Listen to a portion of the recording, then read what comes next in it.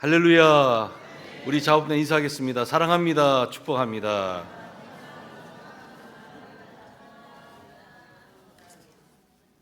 다시 한번 인사합니다. 성도님이 계셔서 참 행복합니다.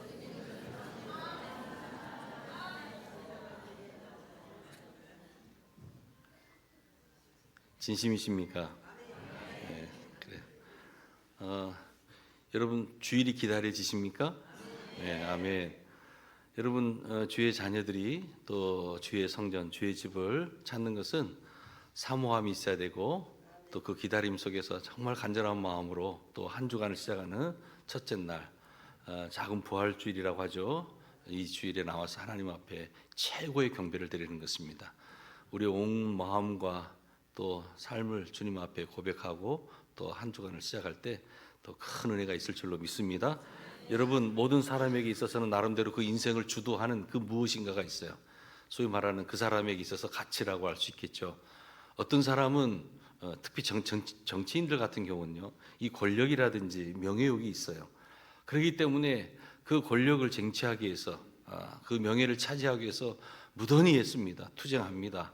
또한 여러 가지 많은 어떤 치열하게 경쟁해야 되는 것이죠. 그 사람에게 있어서는 바로 그 권력이라고 하는 것, 그 명예라고 하는 것이 그 사람을 주도하고 있는 것입니다. 또 어떤 사람에게는 이 물질이라는 그런 돈이라고 하는 것이 그 사람의 어떤 최고의 가치로 생각하고 그 인생을 주도합니다. 다른 게 보이지 않아요. 오직 돈, 물질만이 보이는 것뿐입니다. 어떤 사람은 큰 작품을 보면서도 저 작품 속에 작가가 그려낸 것을 보면서 참 감동을 하고 감탄하는데, 그 돈을 정말 추구하고 돈이 그 인생을 주도하는 사람은 이 작품 가치 얼마 정도 할까, 이렇게 생각하는 거예요. 다 바라보는 관점이 틀려요. 그래서 그 사람에게 있어서 도대체 그 인생을 주도하는 것이 무엇인가? 여러분, 오늘 나를 주도하고 있는 것이 무엇입니까? 여러분은 어떠한 고백으로 하나님 앞에 너를 주도하고 있는 것이 무엇이냐라고 물으신다면 여러분 무엇이라고 대답하시겠습니까? 심지어는 이러한 경우도 있어요. 내가 성장하는 과정 속에서 받은 이 상처가 있어요. 이 상처가 해결되지 못하고 치유되지 못하고 오랜 기간을 두게 되면 이것이 하나의 큰 쓴뿌리로서 내 사역에, 내 삶에 계속 주지 못한 영향을 받는 거예요. 여러분 한번 잘 봐봐요. 내 주변에 뭔가 미움의 감정이 있는 사람들이 있어요. 무슨 말을 하든 항상 어두워요. 부정적이에요. 또 뭔가 열등감에 사로잡힌 사람이 있어요.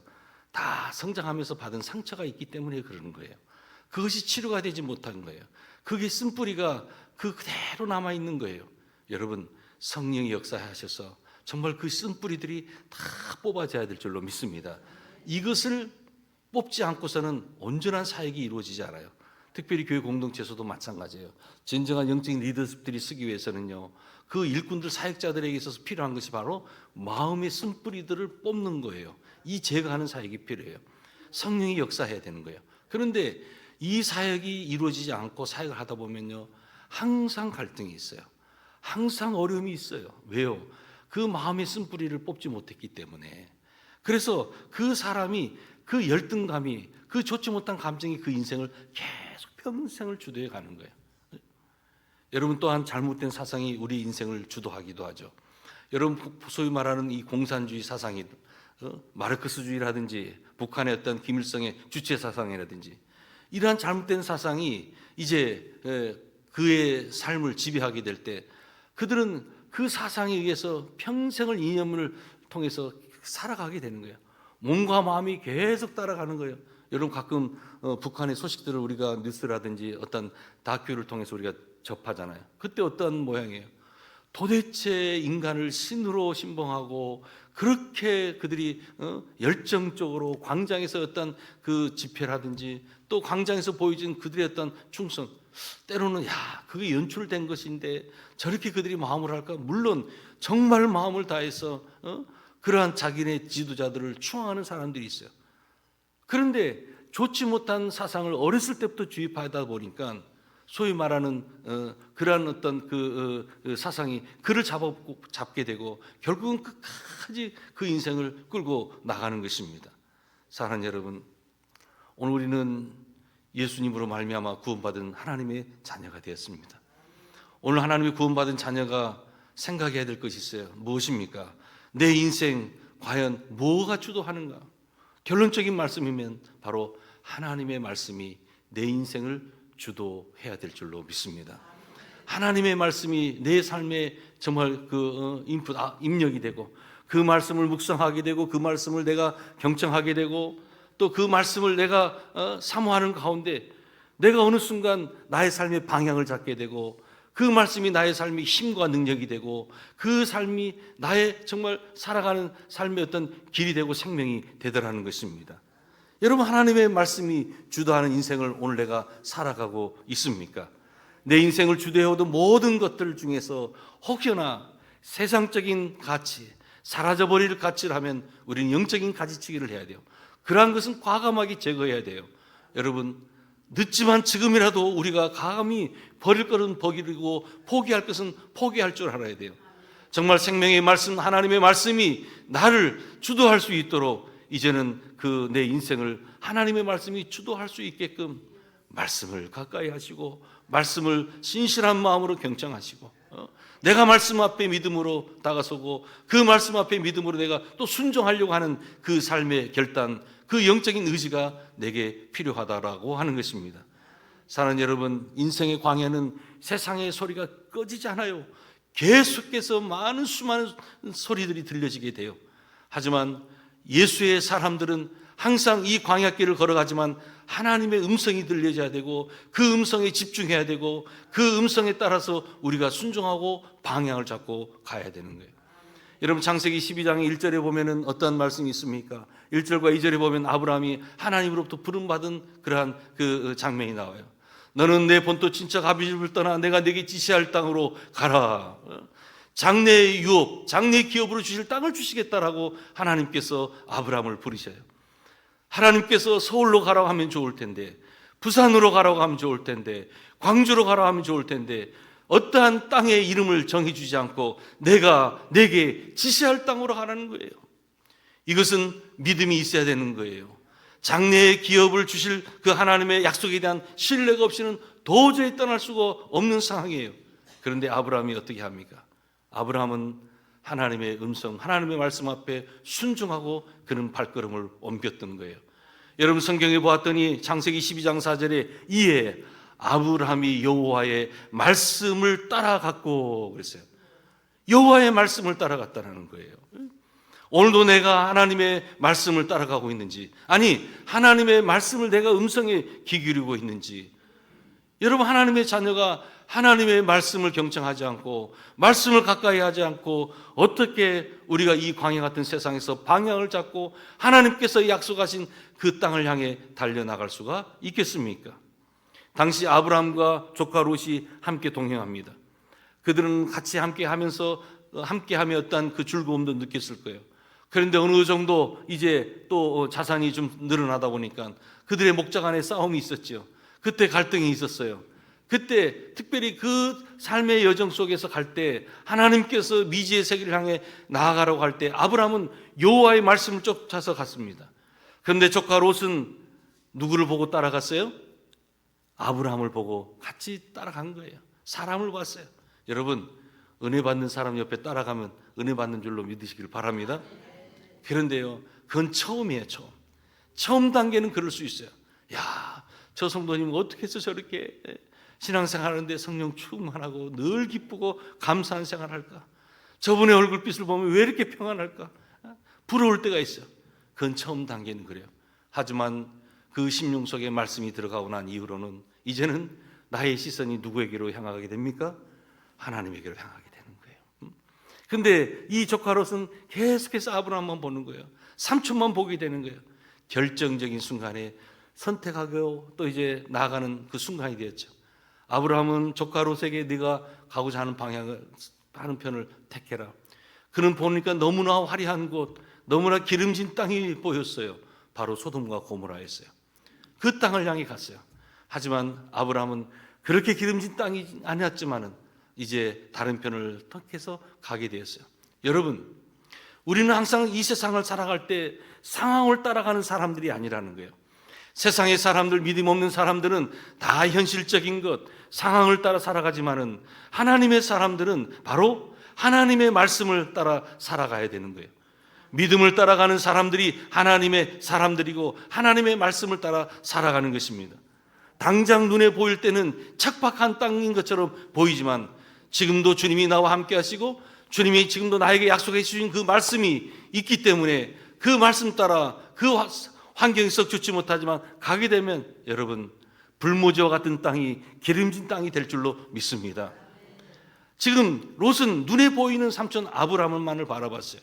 나중에는 자신의 혈육이요 보호자인 삼촌을 따라갔지만은 그의 신앙의 눈은, 영적인 눈은 열리지 않았다라고 하는 거예요. 자, 아브라함은 지금 하나님의 말씀을 따라갔습니다. 어떻게 되었습니까? 창세기 12장 2절에 보았더니 내가 너로 큰 민족을 이루고 내게 복을 주어서 내 이름을 창대케 하리니 너는 복이 될지라. 너는 복이 될지라라고 말씀하세요. 여러분, 우리도 이 고백이 있어야 될 줄로 믿습니다. 나는 복의 사람이다. 믿으시기를 주님의 이름으로 축복합니다. 나는 복의 사람이요. 너는 복이 될지어라 그랬어요. 복이 될지어라. 하나님의 말씀대로 순종하게 될 때 지금 하나님께서 아브라함에게 너는 복이 될지어다 말씀하는 거예요.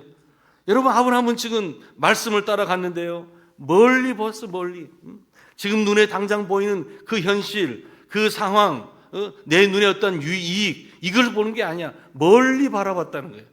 여러분, 멀리 바라봤다는 뜻이 무엇입니까? 이 말씀은 바로 지금의 현상을 넘었다는 거예요.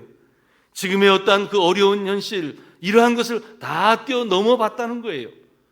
다시 말해서 이 말씀은 바로 하나님의 약속에 대한 믿음을 보여주는 거예요. 여러분, 오늘도 말씀을 듣는 가운데 하나님께서 내게 약속과 그 비전을 보여주실 줄로 믿습니다. 그것을 바라봐야 되는 거예요. 지금 우리는 상황 따라, 현실 따라 살아가는 인생이 아니라 하나님이 내게 주신 그 말씀 따라, 비전 따라 살아가는 사람들이 구원받은 사람들의 생이라고 하는 거예요. 이제 우리는 주님이 점점 다가옴을 느끼고 있습니다. 이제는 우리가 영적으로 이 마지막 시대를 살아갈 때 더 철저하게 하나님의 말씀을 부여잡는 것이 내게 필요하다라고 하는 것입니다. 여러분, 하나님의 말씀 안에 있는 그 능력을 부여잡히시기를 바랍니다. 하나님의 말씀 안에 있는 그 놀라운 생명, 여러분 이 생명을 기억하시기를 바랍니다. 여러분, 저기 미국에 가면은요, 미국에 수많은 주가 있는데 그 중에서도 가장 큰 주가 어딘가 하니 바로 알래스카라는 주예요. 오히려 미국과 캐나다의 국경이 있는데 그 캐나다에 또 넘어서 그 얼음 땅 알래스카라는 주가 있어요. 미국에서 가장 큰 주가 이 알래스카 주예요. 한때는 이 알래스카라는 땅은 미국의 땅이 아니라 구소련 러시아 땅이었어요. 그런데 1867년에 단돈 720만 불에 그 땅을 샀어요. 얼마나 헐값에 그 어마어마한 땅을 사게 됐는지. 그런데 그 땅을 사게 됐을 때 당시 앤드류 존슨 대통령에 대해서 또 그의 핵심 참모였던 일리엄 스워드라는 국무장관에 대해서 얼마나 많은 사람들이 다 비아냥거리고 조롱하고, 그렇게 얼음이 없어서 그 알래스카에 그 얼음을 먹느냐, 그 아이스를 먹으려고 하느냐, 오히려 미시시피 강의 얼음을 깨다가 당신네 집에 갖다 놓고 그것을 먹으라는 거예요. 얼마나 비아냥거렸습니까? 결국은 미국이 구소련 러시아와 조약을 맺습니다. 알래스카 조약이라고 하는데 드디어 그 알래스카가 미국의 영토가 되었어요. 여러분, 웬일입니까? 그 이후에 반전이 일어나는 거예요. 그 땅을 이렇게 살펴봤더니 그 땅 안에 순금, 백금, 석유, 풍부한 또한 자원들이 무궁무진하다는 것을 나중에 알게 되었어요. 그때 이 러시아가, 구소련이 그것을 다시 돌려줄 것을 요구했지만 여러분, 이미 다 계약하고 끝난 상황이었어요. 최상의 전략적인 요충지가 바로 이 알래스카예요. 지금도 거기는 보면요, 뭐 앵커리지, 뭐 놀라운 군사 전략적인 요충지로서 활용되고 있는 것을 보게 돼요. 자, 아이스박스가 아니라 그것은 골든박스였어요. 황금박스였다라고 하는 거예요. 그래서 당시 그 미국은 정말 헐값을 주고 그 땅을 샀으니까 우리는 뭐 맞았다고 하죠? 수지 맞았다고 하는 거예요. 수지 맞았다고. 그런데 그 러시아는 어떻게 해요? 큰 손해를 봤어요. 그렇게 풍부한 자원, 그렇게 좋은 땅을 헐값에 팔았으니까 땅을 치고 한탄했다는 거예요. 자, 여러분, 제가 이 말씀을 드린 이유가 무엇입니까? 다른 거 아니에요. 우리가 정말 성경이 마치 이와 같은 거예요. 하나님의 말씀이 마치 이와 같은 거예요. 우리가 이 말씀을 깨닫지 못하고 이 말씀을 제대로 내가 받지 못했을 때는요, 여러분, 이 하나님의 말씀이라는 것이 나에게서는 아이스박스에 불과하는 거예요. 그냥 춥고 딱딱한 그 얼음덩이와 같아요. 그런데 내가 은혜를 받고 내가 이 하나님의 말씀을, 이 놀라운 말씀을 내가 마음으로 접하게 되는 순간, 이것이 하늘의 보고예요. 이것이 골든박스라고 하는 거예요. 성경의 가치를 하는 사람은 어떤 사람이에요? 영육간에 수지 맞은 사람이에요.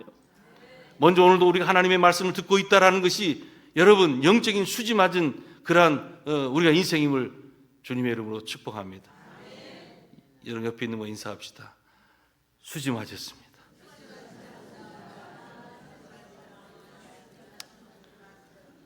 돈이라 한 다발 줘야지 얼굴이 좋지 뭐. 아니죠. 아멘. 하나님의 말씀이 내게 있어서 너무나 놀라운 하늘의 보고, 가치로 따지라면 이건 영원한 무궁무진한 가치가 있는 거예요.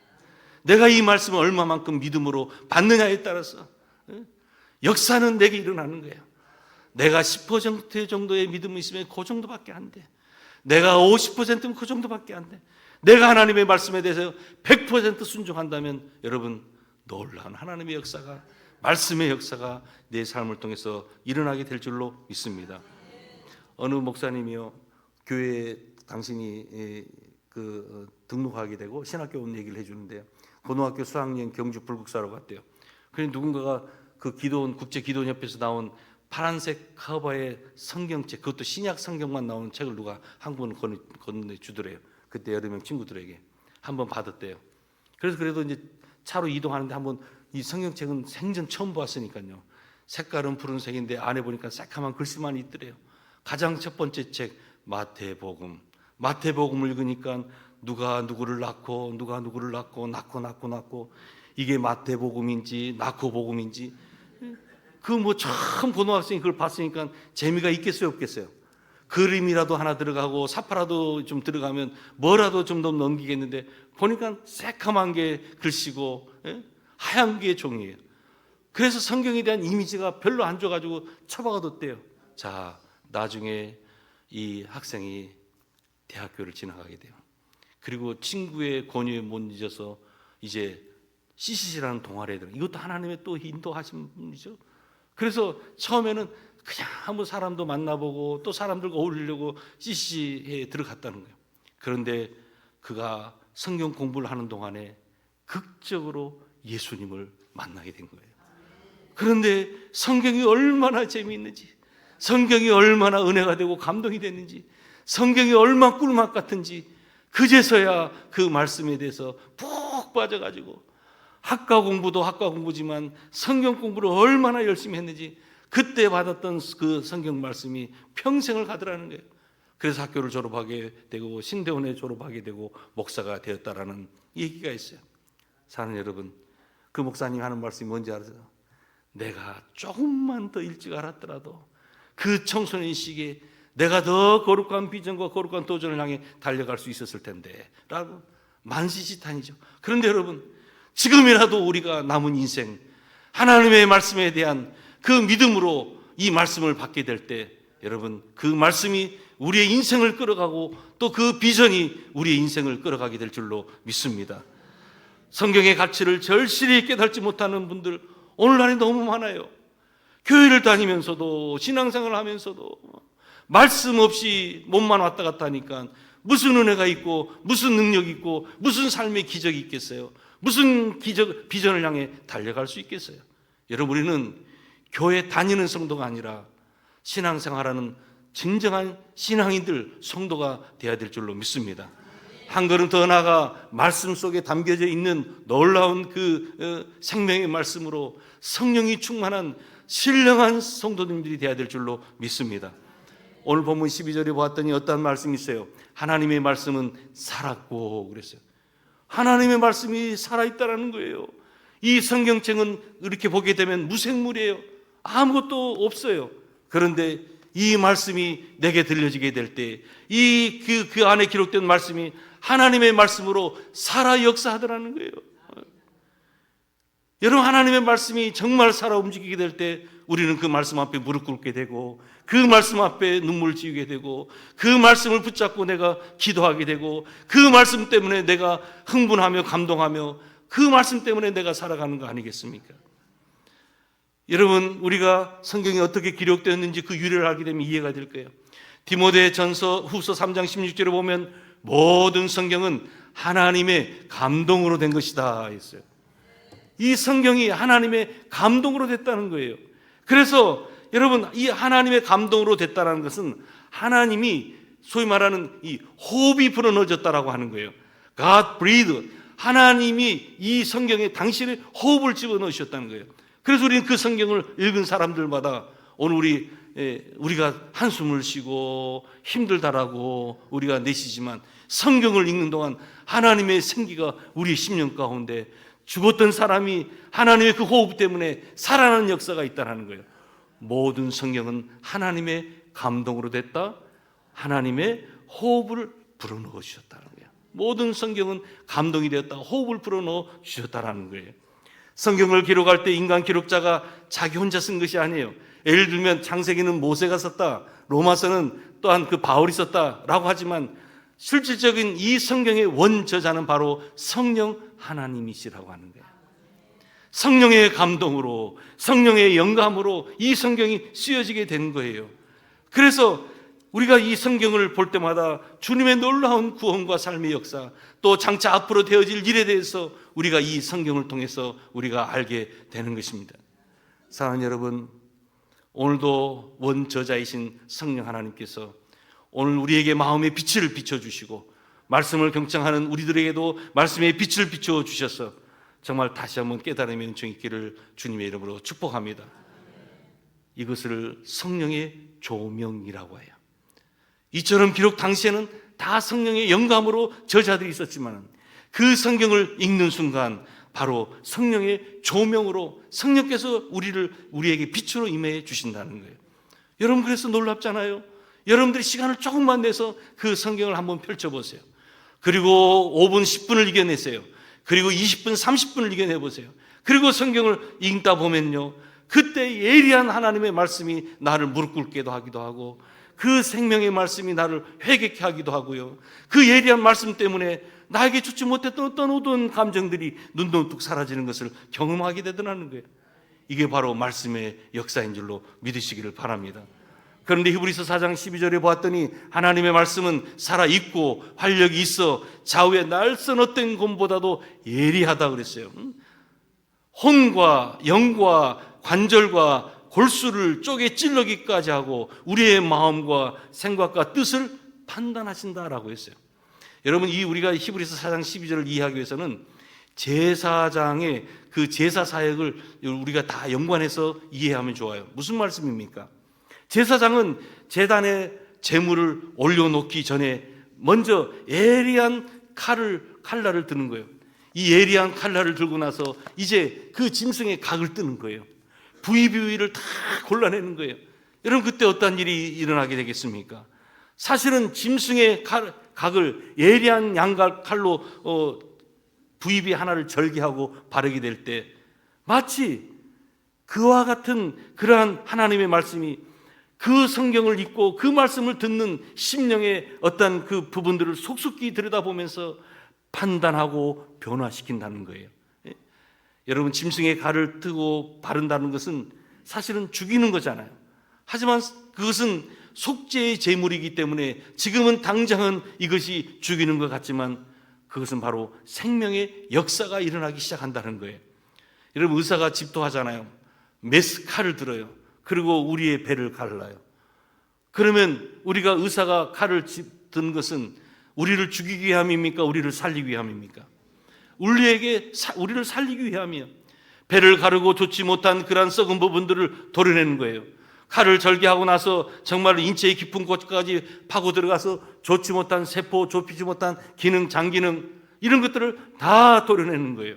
그리고 다시금 회복시킬 수 있도록 하는 거예요. 이것이 바로 일반 의학에서도 칼을 드는 이유가 바로 여기에 있는 거예요. 하나님의 말씀이 이렇다는 거예요. 제사장이 각을 뜨는 것도 그것은 속죄제로서 속죄제의 제물이기 때문에 여기에는 생명의 역사가 있다는 거예요. 여러분, 하나님의 말씀을 묵상해 보시기를 바랍니다. 하나님의 말씀을 우리가 읽는 가운데 죄를 깨닫게 돼요. 하나님의 말씀을 우리가 보는 가운데 놀라운 역사가 일어난대요. 죄를 대속하신 주님에 대해서 알게 되고, 정말 주님이 나를 위해서 십자가 돌아가셨다는 그 내용을 내가 알게 되고, 이제는 내가 사망에서 생명으로 다시 한번 구원받았다는 놀라운 사실을 알게 되더라는 것입니다. 저를 한 번만 따라서 해줘. 말씀은 우리에게 회개와 삶의 변화를 일으킨다. 여러분 믿으십니까? 아멘. 결국은 우리를 진정으로 변화시키는 것은 하나님의 말씀 힘을 여러분 기억하시기를 바랍니다. 13절에 보았더니 지으신 것이 하나도 그 앞에 나타나지 않음이 없고 우리의 결산을 받으실 이의 눈앞에 만물이 벌거벗은 것 같이 드러나느니라. 만물이 벌거벗은 것처럼 드러나느니라. 무슨 말씀입니까? 심판하시는 하나님의 눈, 그 심판하시는 하나님의 눈으로 만물이 훤히 보듯이 오늘 우리의 영혼 깊은 곳까지도 꿰뚫어 보시고 모든 것이 다 드러나게 하신다는 거예요. 양심의 가책을 느끼게 해요. 또한 말씀이 우리에게 회개하게 하는 거예요. 각성하게 하는 거예요. 변화시켜 주는 거예요. 전에는 그 말씀을 읽을 때 그냥 이 말씀이 와닿지 않았는데 어느 순간 이 말씀을 읽다 보니까요, 이 말씀이 얼마나 나에게 강하게 다가오는지, 소위 말하는 아까 이 좌우에 날선 어떠한 검, 이 검, 말씀의 검이 나에게 그 부분을 파고 들어오는지, 그 결과 어떻게 됩니까? 본격적인 치료가 이루어지고 회복이 일어나더라는 거예요. 우리는 몸이 좋지 않을 때 엑스레이를 찍어요. 또한 CT를 찍어요. MRI를 찍어요. 그런데 여러분, 그 촬영을 하게 되면 속속들이 다 보이잖아요. 마찬가지로 우리의 영혼이라고 하는 것은 하나님의 말씀을 가까이 하고 그 말씀을 통해서 바로 영혼에서부터 모든 삶이 속속 들여다보고 새롭게 변화되는 거예요. 그래서 어떤 때는요, 내가 말씀을 묵상할 때 그 말씀이 나에게 위로가 되기도 하고요. 내가 너무나 죄악된 어두운 세상에서 방황하고 있을 때는 때로는 그 말씀이 나에게 귀한 어떠한 울림으로 오면서 나를 또 각성시키고 나를 회개시키는 경우가 있는 것을 보게 됩니다. 여러분, 그래서 말씀대로 살아갈 때 진정한 평안이 내게 주어지는 것입니다. 늘 성경 말씀을 가까이 하시고 성령의 도우심을 받아서 살아있는 믿음의 역사를 써내려갈 수 있는 우리 모두가 되기를 주님의 이름으로 축복합니다. 살아있는 말씀이 되려면 성령의 도우심을 받아야 되는 거예요. 순간순간 새롭게 되는 이유는 다른 거 없어요. 말씀을 보게 되고 그 말씀 속에서 하나님의 그 호흡을 불어넣어 주시고 또 성령의 그 영감이 우리 가운데 임하게 되고, 할렐루야, 성령의 역사하심으로 우리가 다시금 새롭게 살아나게 되는 것입니다. 부디 이 세상 살아가는 이 광야 같은 세상 살아갈 때 하나님의 말씀의 다스림을 받을 수 있는 우리 모두가 되기를 주님의 이름으로 축복합니다. 우리 다 함께 일어나셔서